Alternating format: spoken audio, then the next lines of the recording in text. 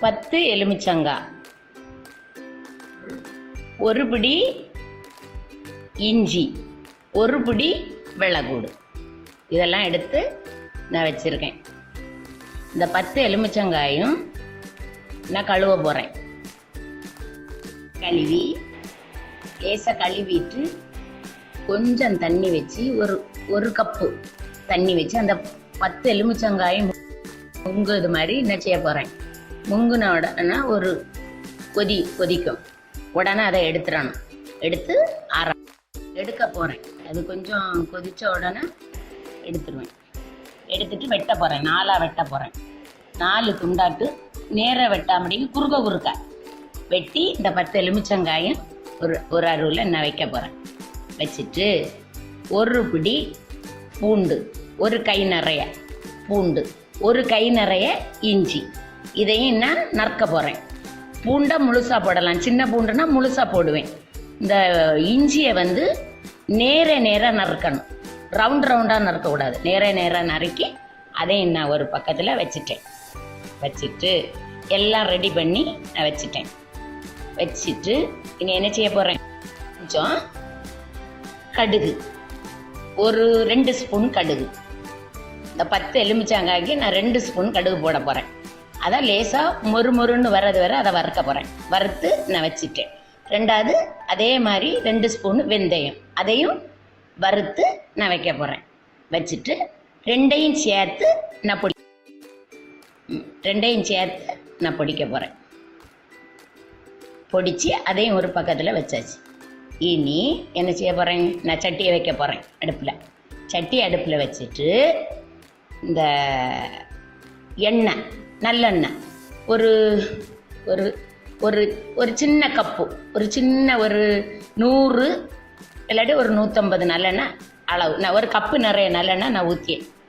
நல்லெண்ணெய் கொதித்த உடனே என்ன செய்ய போகிறேன், இஞ்சியை போட போகிறேன்.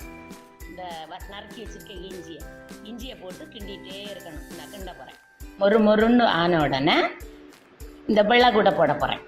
இந்த வெள்ளைக்கூடு உரிச்சு வச்சுருக்க வெள்ளைக்கூடு, அது ஒரு 100 கப்பு, அதுவும் ஒரு சின்ன அந்த எண்ணெய்க்கு ஒரு கப்பு அளவு அளந்துக்கிடணும்.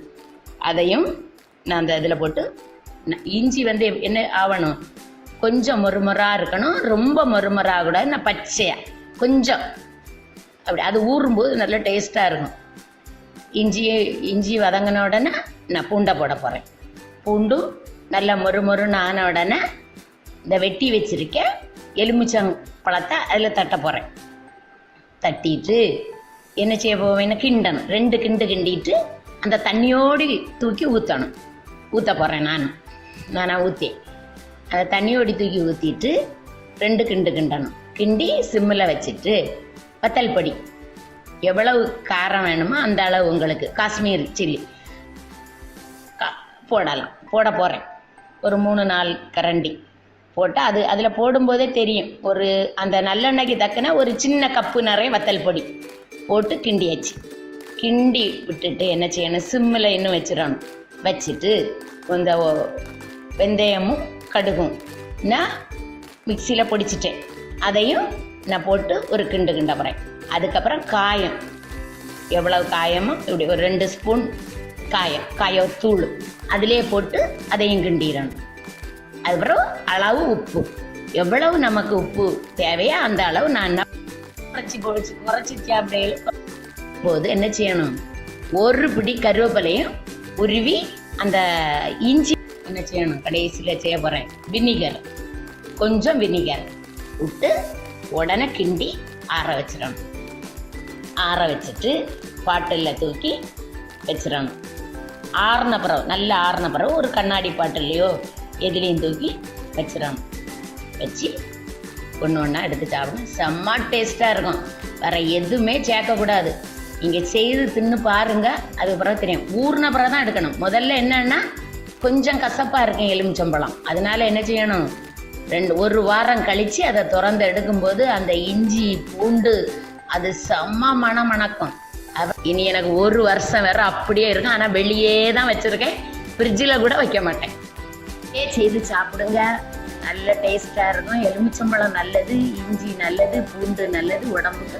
ஒவ்வொரு துண்டு தயிர் சாதத்துக்கு திங்கலாம். கறி குழம்பு இல்லாட்டா அதை வச்சு ரசம் வச்சு ஒரு துண்டு ஊறுகாய் வச்சு திங்கலாம். இங்கே இதை செய்து தின்னுட்டு எனக்கு கமெண்ட் போடுங்க. சூப்பராக இருக்கும் பாருங்க. நீங்கள் செய்துட்டு சொல்லுங்க.